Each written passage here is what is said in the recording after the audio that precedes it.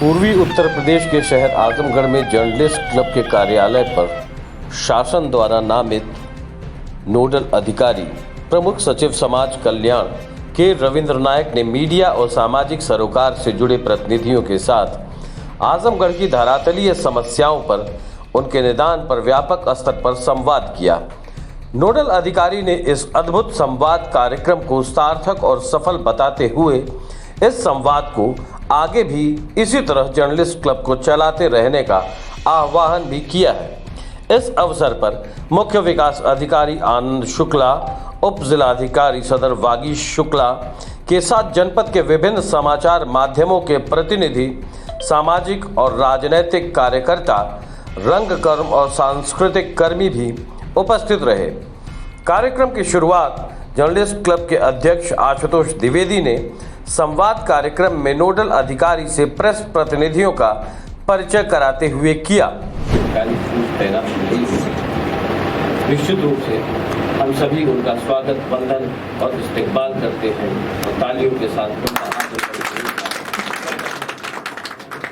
इसी कड़ी में हमारे बीच में आजमगढ़ के मुख्य विकास अधिकारी श्री आनंद शुक्ला जी हमारे बीच में, जिनके कंधों पर इस बात की जिम्मेदारी कि वो शासन की मंशा के अनुरूप जनपद के विकास में अपना अप्रतिम और महत्वपूर्ण योगदान दे रहे हैं। इसी क्रम में हमारे बीच में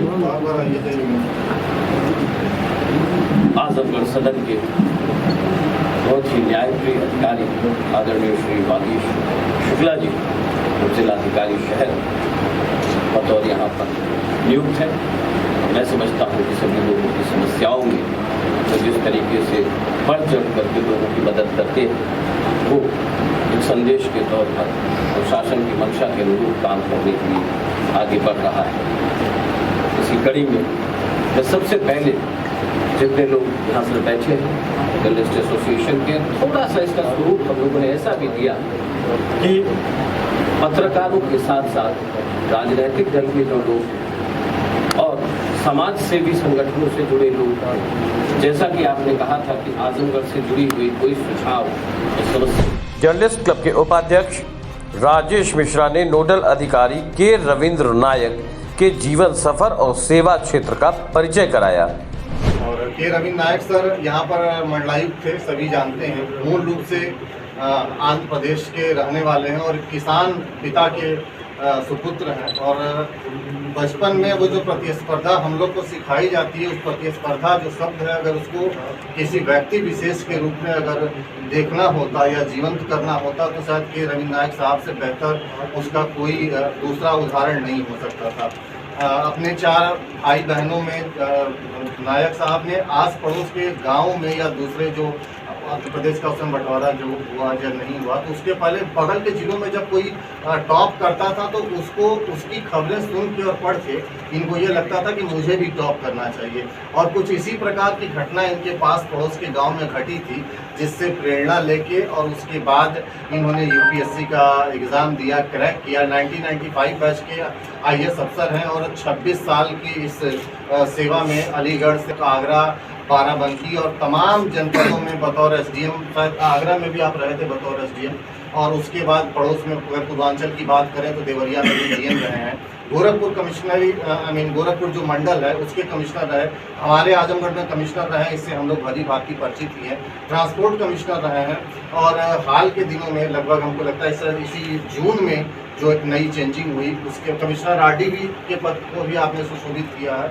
और 4 जून 2021 से प्रिंसिपल सेक्रेटरी सोशल वेलफेयर और माइनॉरिटी का जो है वो चार्ज देख रहे हैं। और इनका जो पूरा परिवार है, लास्ट बट नॉट लीस्ट, कि मतलब 8 भाई बहनों में सिर्फ 2 ही लोग हैं, 2 इनकी बहनें हैं जो हाउसवाइफ है, बाकी सारे लोग सरकारी सेवा में हैं। और सबने जो अपनी परीक्षाएं दी वो मतलब टॉप रहे हैं अपने अपने समय में। वो स्टेट सर्विस में भी आपके परिवार से जुड़े लोग हैं। और सर जिस समय क्रैक किए उस समय वो शायद चूजन सिस्टम नहीं था, और उसके बाद जिस तरह से अब हो गया है कि जो टॉप होते हैं उनको होम कैडर और बाइफर्केशन होता है, तो सर को यूपी कैडर मिला था और 1995 से लेके अब तक यहाँ सेवा दे रहे हैं। और आखिरी बात विशेषण इनके लिए कि जहाँ भी रहे जांच कर रहे तो कमिश्नर हैं, DM है, लेकिन कोई भी आदमी अगर किसी को कोई समस्या हुई तो वो चाहता यही था कि या तो कमिश्नर साहब खुद मतलब नायक साहब खुद जांच करें या फिर इनकी अगुवाई में जांच हुई। और इनकी जांच उत्तर प्रदेश शासन में अगर कुछ भी पुरानी फाइलें, और दो तो मैं ही अपने एक फेवर मतलब एक हमारे परिचित थे उनके लिए मैंने ही एप्लीकेशन दिया था बतौर आजमगढ़ कमिश्नर, और इनकी जांच हुई और इनकी जांचें पत्थर की लकीर है। मतलब बिना किसी दबाव हो, बिना प्रेशर ऑफ द पॉलिटिक्स या पॉलिटिकल प्रेशर या कुछ भी नेक्सस के प्रेशर के बिना नायक साहब ने जांच कर दिया तो वो जो आपकी सरकारी भाषा में होता है सनद रहेगा और वक्त पे काम आएगा तो वही होगा। तो ये नायक साहब का एक छोटा सा परिचय था जो आपसे हमने कहा कि इसको साझा करना लाजमी था। और अंत में sir thank you very much, आपने इतने बिजी शेड्यूल में संवाद कार्यक्रम का संचालन करते हुए जर्नलिस्ट क्लब के संयोजक डॉक्टर अरविंद सिंह ने सबसे पहले जनपद की समस्याओं को विस्तार से रखने के लिए मीडिया प्रतिनिधियों को आमंत्रित किया। जनपद में समस्याओं का अंबार है सर, और उसके प्रतिनिधि के रूप में अलग अलग हिस्सों से लोग यहाँ पर आए हुए हैं। कला के क्षेत्र से, रंगकर्मी के क्षेत्र से लोग हैं, साहित्य के क्षेत्र से हैं, राजनीति के क्षेत्र से भी है, पत्रकारिता के क्षेत्र से हैं, और समाज सेवा जो करते हैं, जो डेली की जो समस्याएं आती हैं उस क्षेत्र से भी लोग। मैं चाहूँगा कि क्रमशः मैं पहले पत्रकारिता से शुरू करूँगा कि क्रमशः एक एक लोग अपनी समस्याएं जो उनको फेस करना है रोज के जीवन में फेस करते हैं, एक एक करके समस्याएं। वरिष्ठ पत्रकार खुर्रम आलम नोमानी ने जनपद की समाज कल्याण से जुड़ी समस्याओं को उठाया। तो देख रहे हैं तो बहुत बड़ी समस्या आ रही है, समाज कल्याण हो या अल्पसंख्यक कल्याण हो, दोनों में समस्या है। समाज कल्याण की एक समस्या छात्रवृत्ति को लेकर। गरीबों की आजमगढ़ में ऐसे 25 से 30 केसेस हैं और बड़े बड़े लोगों के स्कूलों पर FIR दर्ज करने की पिछले 3 साल पहले रिपोर्ट तैयार हो चुकी है। बाबू और अधिकारियों की मिली भगत। वहीं पत्रकार सचिन श्रीवास्तव ने नगर की सड़कों की दुर्दशा पर सवाल उठाया। 2 दिन से आप दौरे पे हैं, सड़कों की हालत देखी होगी।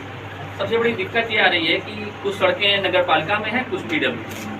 अब दोनों लोगों को विभाग को मालूम है कि ये सड़कें हमारे में हैं, ये नगर पालिका में है, लेकिन उसी गफलत में जनता को भी गुमराह किया जा रहा है। और इतनी खराब हालत है कि हमको लग रहा है 4 साल में सड़क के नाम पे यहाँ कुछ नहीं हुआ।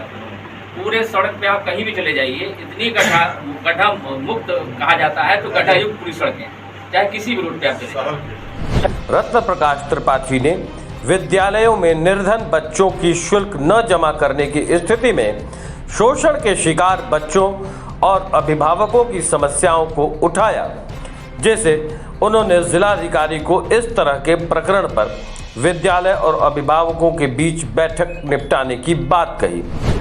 सर, यहाँ विश्वविद्यालय का दीक्षित विश्वविद्यालय का जो है मांग थी, वो मांग पूरी भी, लेकिन कष्ट इस बात का है, दुख इस बात का है, तमाम संगठन के लोग यहाँ जुड़े हुए कि आज तक यहाँ किसी डीसी की नियुक्ति न कहीं उसके कैंप कार्यालय बनाए गए कि जहाँ लोग विश्वविद्यालय का रूप देख सकें। वरिष्ठ पत्रकार महेंद्र सिंह ने आजमगढ़ में विश्वविद्यालय की स्थापना और अब तक कुलपति की नियुक्ति नहीं होने का मुद्दा उठाया, जिस पर उन्होंने इस पर गंभीरता से निराकरण करने का आश्वासन दिया और बहुत जल्द VC नियुक्त करने का आश्वासन भी दिया। वरिष्ठ फोटो जर्नलिस्ट SK दत्ता ने स्वास्थ्य विभाग में स्वास्थ्य कर्मियों की अभी तक नियुक्ति नहीं होने का मुद्दा भी उठाया, जबकि इस निमित्त विभाग में फंड पिछले 7 महीने में आ चुका है, जिस पर उन्होंने CMO से बात कर निराकरण करने की बात कही। रंगकर्मी अभिषेक पंडित ने कला भवन के अनियोजित और बेतरतीब निर्माण की समस्या को बड़े गंभीरता से उठाया, जिसे उन्होंने निवारण का आश्वासन दिया। बिल्कुल भी ढंग का नहीं है। इसके मंच से लेकर के लाइट बार, उसके FN विंग्स और उसके जो विंग्स एरिया है, प्लस उसका जो गैलरी एरिया है, वो कहीं से भी इस योग्य नहीं है कि 22 करोड़ की लागत से उसकी बड़ी बिल्डिंग बन रही हो। और वहाँ अभिषेक पंडित जैसा एक मामूली कभी भी अपना नाटक। सामाजिक कार्यकर्ता विवेक पांडे ने पर्यावरण और जल संरक्षण के साथ पीजीआई चक्रपानपुर के आवागमन और सड़क की दुर्दशा का मुद्दा उठाया। शहर से मात्र 15 किलोमीटर की दूरी पर है सर। वहाँ पे रास्ते का अगर चौड़ीकरण हो जाता तो निश्चित तौर के लिए आपके द्वारा सर अगर कुछ लिखित कह दिया जाता तो निश्चित तौर पर आजमगढ़ के आम जनमानस को जो स्वास्थ्य के क्षेत्र में जो लोग जूझ रहे हैं उससे कहीं न कहीं हम लोग सर निजात पाते।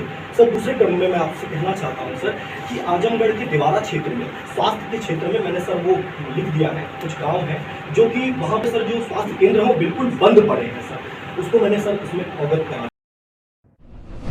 राजनीतिक क्षेत्र से इस कार्यक्रम संवाद में शिरकत कर रहे कांग्रेस के जिला अध्यक्ष प्रवीण कुमार सिंह ने संवैधानिक रूप से चुने जनप्रतिनिधियों के प्रति प्रशासन की उपेक्षा और संवेदनहीनता की समस्या को गंभीरता से उठाया, जिसको नोडल अधिकारी ने गंभीरता से लेते हुए जिलाधिकारी से वार्ता करने का आश्वासन दिया। ग्राम विकास अधिकारी 3 लाख रुपए का मिट्टी भर गई, कुछ पुरानी व्यवस्था कोई बेरोजगार आपके पास आया था, एक उपायुक्त को लेकर के फाइल आपके पास आया और आपने डाटा एक बात कहाँ पोस्ट है और बता इतनी पुरानी मिट्टी संभव हो पाएगा कि उस स्थिति में मिलेगी। उस ग्राम विकास अधिकारी का तो कोई ध्यान नहीं था कि पैरवी करने वाला, लेकिन एक भाव आपका उस ग्राम विकास अधिकारी एक छोटा सा कर्मचारी का जिसका नुकसान हो सकता है उसके प्रति आपका था। आपने संवाद कार्यक्रम को समय दिया। मैं समझता हूँ कि ये आजमगढ़ जनपद सी साहब भी बैठे हैं, एडीएम साहब भी बैठे हैं, इस लोकतंत्र में एक प्रशासनिक कार्य को सुदृढ़ करने के लिए इस तरह के कार्यक्रम।